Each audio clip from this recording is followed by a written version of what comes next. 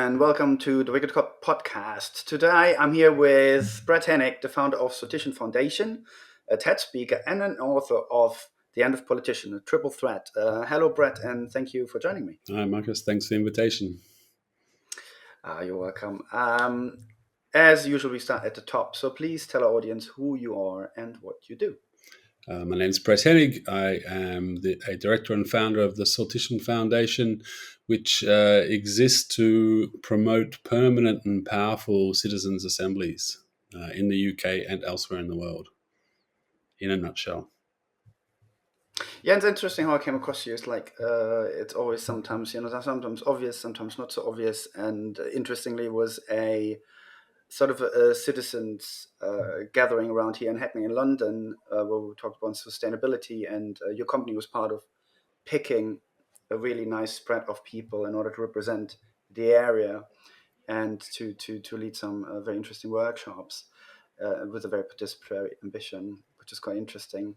So let's start a little bit around the book on you talk in your TED talk as well about a particular thing about basically getting rid of politicians in order to replace them with something else. Can you tell us a little bit about that essential proposition? Sure. Citizens' assemblies are basically a new tool for an old method of selecting people to make political decisions, policy decisions. The essential element that we help with is this democratic lottery selection of a representative sample of people to talk about a political proposition. It's kind of like the jury idea, except instead of in the legal sphere, in the sort of political policy sphere. So we help run citizens' assemblies, and I think citizens' assemblies are an amazing tool to get an informed representative group of people to see what kind of decision they would make. And so what we try to do is to promote these citizens' assemblies becoming permanent established bodies. Mm-hmm. And when one listens to your TED talk, and I'm sure it's probably mentioned in the book as well, so I haven't fully read that, unfortunately, but you also talk about citizen senates, which is sort of a bigger ambition. Can you tell a bit about more of what that be in comparison? Yes, for sure. So the idea, which we've just launched a campaign website, 858.org.uk, the 858 campaign, it's 858 years since in the UK they started using juries to make decisions. And as I was saying before, we want to move this into the sort of political sphere. So the main idea of that 858 campaign is that we would replace the House of Lords in the UK with a permanent rolling citizens' assembly. And so that is the sort of general idea, that you would have an elected chamber, and then you would have a sortition is the technical name for this, democratic lottery process of choosing people. And, legislation would have to go through both of those houses. So you would not only get that sort of political bickering and infighting, you'd actually also hear what a representative sample of people thought about that piece of legislation, who don't have any particular ties to politics parties, don't have to win the next election, etc. So, and if I think about that, so obviously I've been in that workshop, and that was at times quite daunting in terms of the kind of information you have to get into in order to understand, as a non-initiated or maybe not a specialist on this, to get into the subject matter. Yep. As much as, when we listen to politicians, they often don't really have a lot of deeper knowledge about these areas themselves. How do you think it would then compare? Do you think, therefore, it's sort of to have an equal chance to get into that, or do you think there's sort of a bit of a payoff on these different things in terms of how people can understand that, the time that would be given to get into it, or are there any thoughts about a deeper level of the process in that sense, or how it compares? Yeah, it's a great question. I mean, I think it's a fallacy that elections produce experts, of course. Otherwise, we would elect our brain surgeons or something. So what you see, though, is that, to win an election, you have to be good at, politics, charismatic, good media connections, etc. This in no way, I think, really qualifies you to talk about some policy decision to do with hospitals or education or something. If you're randomly selected, and the idea is, of course, that this sample of people would come up with the same decision that any sort of randomly selected group of people would come up with if they went through this process. I think these people that can sort of utilize this collective intelligence, and they can also, of course, draw on experts and witnesses. And it won't be perfect, but of course, the sort of outcome of this sort of deliberative process, I think, is greater than the sum of its parts, and is, I think, in some sense, more legitimate and will have a far more long-term focus on the decisions they make than politicians would, for example. So what we hear a lot is that politicians do represent mainly the billionaires these days. That's been a narrative and probably a reality that's been, let's say, UK and US in particular. Um, how much do you think that can shift in these biases and that distribution of who's getting listened to and whose opinion actually joining the conversation? Just waiting for you to come back. You're back. Okay, I got it. Sorry, I have to cut that bit as well. Yeah, I think that the effect of a chamber chosen by democratic lottery will undermine all these influences of power and money, etc. And particularly in the House of Lords, where you see something, for example, there's 14 of the last 16 treasurers of the Conservative Party have been put into the House of Lords. And if that's not money sort of buying seats in government, then I don't know what is. And of course, the power of lobbying and the necessity to bow to pressure from newspapers and media conglomerates, a bit less nowadays, but still quite strong, would all be removed by people who were selected by democratic lottery to serve a couple of years and then have to go back and go back to their normal life. Yeah. And in that sense, you mentioned, I think you mentioned it in the TED talk as well. So, do you have examples of where something similar like that actually has existed and has been proven to benefit? Yeah, there's a couple of exciting examples that have popped up in the last couple of years. In the German-speaking area in Belgium, in Ostbelgien, they've set up a permanent citizens' council a few years ago. So there's the elected chamber, and now there's like a citizens' council, a citizens' senate, if you will. And they have the power to kick off a handful of citizens' assemblies every year and then try to hold the elected chamber to account to actually implement the recommendations of those citizens' assemblies. In Paris, in the city of Paris, have actually kicked off something very similar.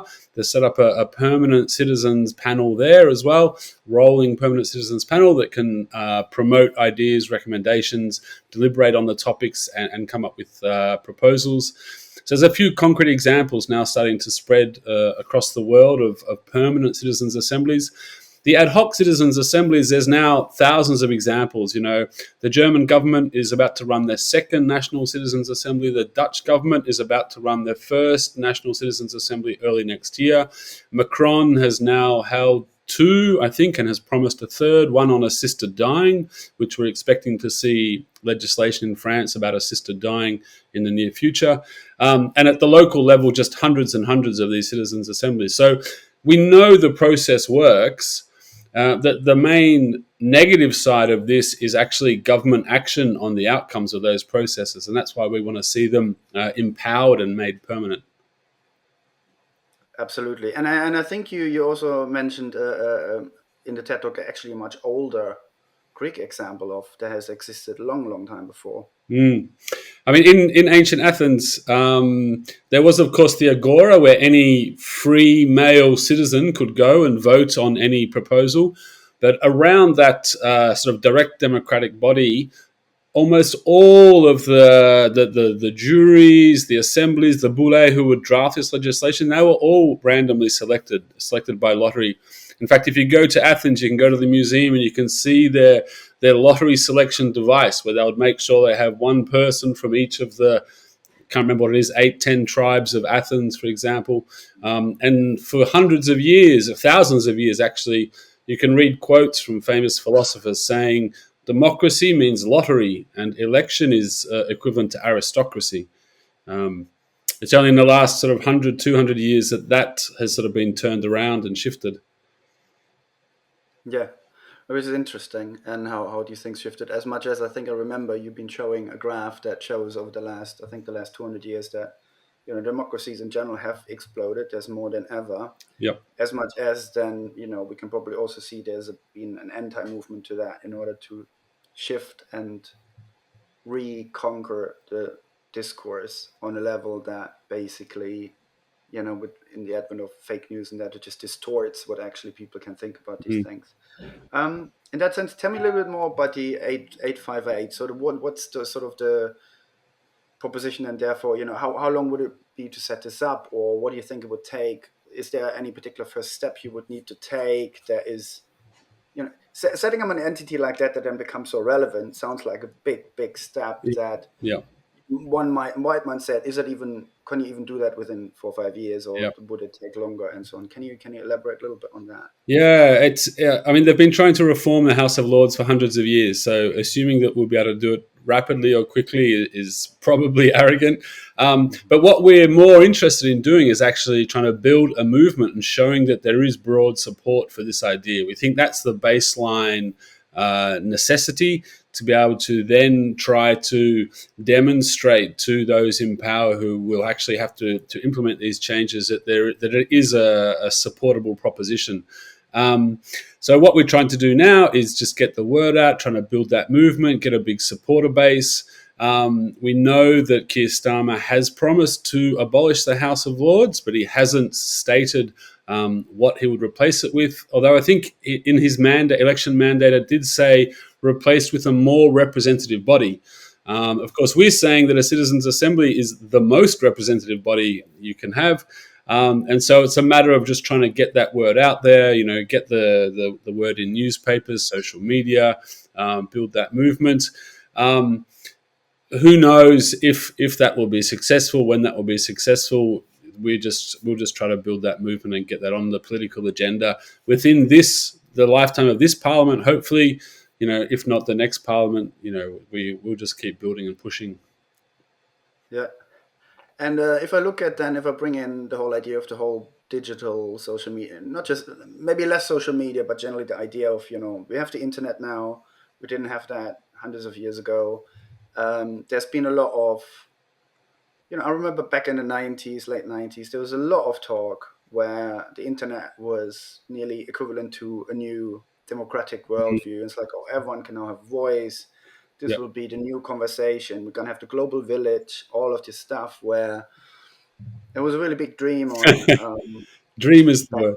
back then. Yeah, how suddenly this is definitely all possible. The question is there enough movement anywhere Yep. to do so? And maybe we were a bit too naive back in the days, and then before we knew it, e-commerce and everything else and social media fell into that vacuum. Yep. And but still, we still have it, and the internet's getting better and better at managing data, having systems that are so freely available that I could imagine it's easier than ever to maybe go and really build up something. What do you think about that? I think that dream of the global village has more or less collapsed, and I think the fragmentation of the internet is actually the sort of main outcome that we see, and so the sort of overwhelming amount of information and disinformation that's coming in, I think, is a massive challenge to try to overcome. To get out of everyone's information bubble and to reach people beyond your immediate circle seems to be even harder than ever because of the algorithms that are promoted by the sort of dominant companies on the internet. It's interesting. Has it made it easier or harder, or has it just made it overwhelming with too much information? It feels harder at times. And are there any so apart from your organizations, are there any other sort of bigger organizations or any kind of other partnerships that you looked at that sort of are close friends on that level, or sort of what are the ones that maybe people? So in the UK, we're an active part of the Democracy Network, which is a network of organisations all looking to reform democracy in different ways, such as the Electoral Reform Society, Make Votes Matter, Unlock Democracy, Involve, 50-50 campaign. There's a broad group, a broad network of groups that are all trying to work on democratic reform, and so we're an active part of that network. And some of those groups are also supporting the 858 campaign. Further afield, there's groups in Germany like Mir Demokratie, which are promoting citizens' assemblies in Germany. There's also, of course, groups in Italy, in France, across the world, Australia as well. There's a Change Politics campaign in Australia to introduce citizens' assemblies. So there is a kind of dispersed movement around the world to promote citizens' assemblies and make them kind of permanent and powerful, of which we are an active part of. Yeah. And do you so far then have sort of other existing sort of processes and other ways about the assemblies and the citizen senates existing? Sort of other existing models that you would say, like, if we would start tomorrow, and if we would get the first thing around, we have a rough list of the population, we just throw a few things out, just like your company does, Yep. and say, like, you know what, we could pick about 100, 200 people randomly for the first quarter or whatever it is. Would you then have sort of a process and things as well in place that you could follow on that? Yes, for sure. I mean, the actual democratic lottery part of choosing these people is pretty well founded. It's kind of a two-step process. So we send invitations out to randomly selected addresses. People who receive those invitations can respond. It's voluntary, of course. Of those people that respond, we see skewing in various demographic categories, so we then do a second lottery to correct that skewing.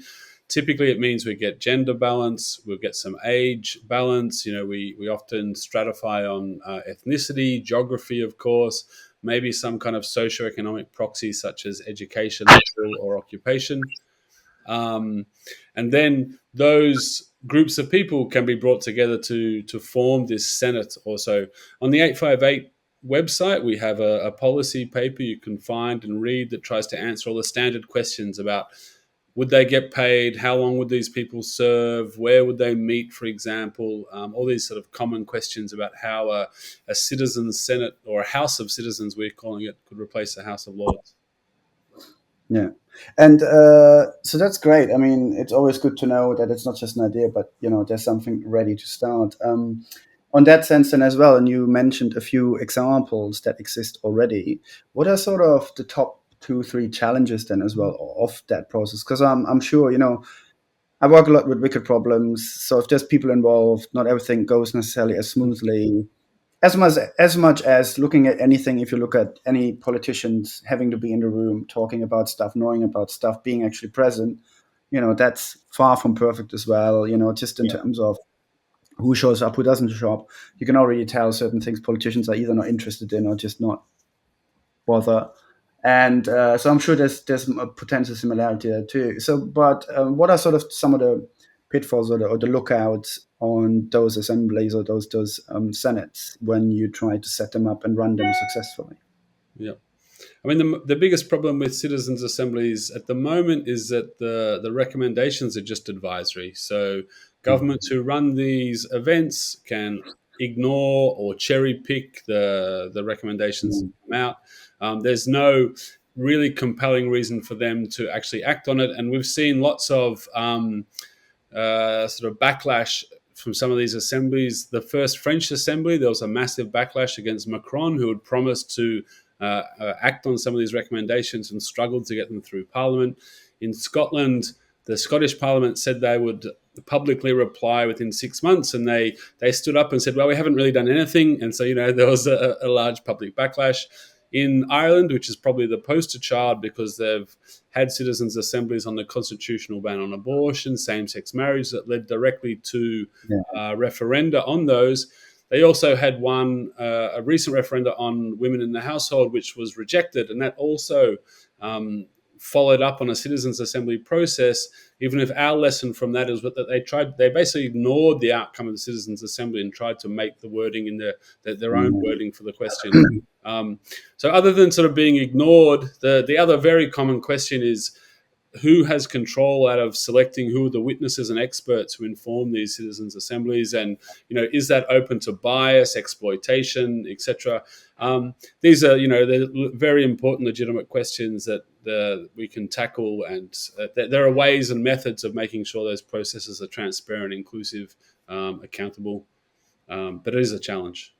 Yeah, as much as I can imagine, if it's wider spread of the population, you're not going to get just, if I compare it, for example, just this week, literally, when you look at, Trump usually being in the context of his own peers or people who already agree with him, is all set up that, only surrounded by his own people, essentially.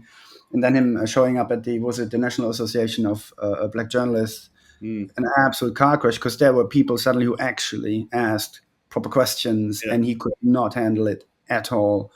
So I assume you get more similar dynamics of that. Even if you would have lobbyists in the room, some people will probably start taking them apart and challenging them a bit differently. yeah, Um, but then you just mentioned exactly that the governance aspect of it, that it can be ignored, because that's, I work a lot in change and transformation, and mm, you can buy any technology, you can set up any process, you can get people around it, and you do research and you get insights, and you get hard data and hard insights and way better business cases in a lot of times. But then you still have one committee making the decision to do or not doing something about it. And despite data sometimes and decide hard insights, people going, no, no, can't do that now for whatever reason. yeah, So the governance aspect seems to be the biggest hurdle for sure at some point if everything else is doable, yeah, which it sounds like it is. yeah, So how do you think we can overcome that? Because I think essentially we're talking about politicians giving up power. yeah, That's it, yeah, right? So yeah. So that's exactly the 858 campaign. That's exactly why yeah, we think you have to actually institutionalize these and give these citizens' assemblies real power. So our proposal to that is let's just get rid of the House of Lords, put in a citizens' assembly that actually has power because legislation actually has to pass through that house to be approved. So it's yes. not that you can just ignore that what these people come back and say to the government. You have to actually respond and make sure that they're on side if you want to pass your piece of legislation. Um, that's the whole citizen senate ideal. And then if we talk about that, because then famously, again, I think it's very similar to the US than it is in UK here, and I'm mainly talking about that because again, I know a little bit more about that. I know so little about other setups and countries, where even if you get it through the House of Congress, getting it through the House to the Senate seems to be incredibly tough because there seems to be a hierarchy of and also different distribution of opinion of how this is, and we can also probably easily imagine the House of Lords is even a bit more conservative than maybe Mm. the House of Commons.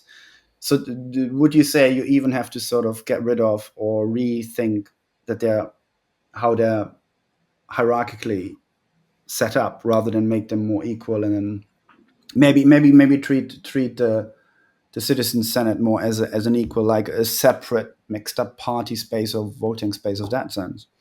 Yeah, I mean, the House of Lords is. I mean, the House of Commons dominates our politics in the UK because of the Prime Minister, because they're the where the legislation is typically introduced, etc. The House of Lords is, to a large extent, a house of review, and there's the main argument for keeping it in its current format is that if you replaced it with an elected chamber, you would just introduce party politics into that house, into the House of Lords as well. It's not at all true that there's no party politics in that house because Of prime course. ministers, appoint people or their hereditary peers get, Yeah. a place for life. So the solution that we think about this permanent citizens assembly is essentially keeping this ideal that we shouldn't have an elected chamber, but we shouldn't have political parties appointing people to those houses, etc. Would that would that make that house sort of equal to the House of Commons or still subordinate? I think that's a kind of cultural question almost that. In our politics today, House of Commons, I think, is seen as the powerful house. I think the House of Citizens could be a very powerful house. I think once you see what a representative sample of people think about a piece of legislation, people will compare and go, yeah, that makes a lot of sense. And then they'll look at the behavior of the people in the House of Commons who are hurling insults at each other and trying to get, media coverage for what they say and just typically appalled by the behavior they see in the House of Commons. Hmm. Yeah. Um, I always have more questions than time, so I'm already have to sort of go for nearly the last one, I think. So if you're putting that all together, and we're also maybe looking a bit more at the context. So the one thing is obviously about changing how we have conversations and how we want to be governed and how we want to live together. Yeah. In terms of the wider context, do you think, therefore, it might even be a bigger challenge because we might have to even shift the channels of communication into it? So, because I can imagine, as much as we will have representatives as citizens, a group of random citizens, we will have information about that. I'm pretty sure the second people go in there, they will get interviewed, they will be on channels, they will be asked particular questions, maybe not other questions, and so on. And you'll have the usual thing of people trying to shift, manipulate, and make the news digestible of some sorts. Do you have any thoughts on that wider context of what people have been looked at in terms of if that scenario could be in place? If the scenario, could you repeat the last bit? If the If scenario, the scenario would be in place, has anyone thought about this wider scenario of, like, we have influence as much into news channels and media these days. Fox News being a big example, all the Rupert Murdoch channels, of course. We have all of that. yeah. So, do you think that needs a shift, or you think that would automatically be an extra shift of that? What do you reckon the scenario might be? Yeah, it's. I mean, it's an interesting question. I mean, the media, the power of the media is, and the power of social media, of course, is the big change in the last couple of decades, I think.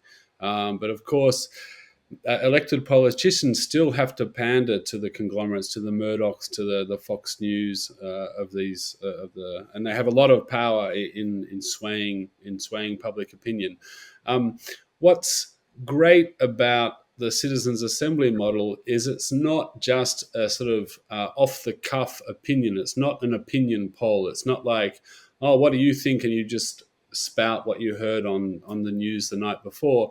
It's okay. What happens when you actually talk to a diverse and representative sample of people who will have opinions different to yourself, but have valid lived experience to bring to those conversations? So I think that's the ideal of democracy, and I think we're far from that ideal of democracy with our current system. Yeah. Yeah, it's a complex, wicked problem, as I like to say. I mean, it's a fascinating thought too. And once I started looking into your TED talk and your book, there's more of that, which sounds like really good news. This would be a great additional experiment to actually, as you said, it existed back in Greece. If we really believe in democracy, maybe it is good to have a half a reset of going, hey, hang on a second, why not take what actually worked really well back then and what they knew and give that another go, and stop complaining about how everything else has deteriorated. Um, Thank you so much for all your insights, Brett, today, and for a great conversation. And I wish you all the best for 858 for sure in the UK, and hopefully in every other country that will be touched by this. Thank you, Marcus. Thanks again.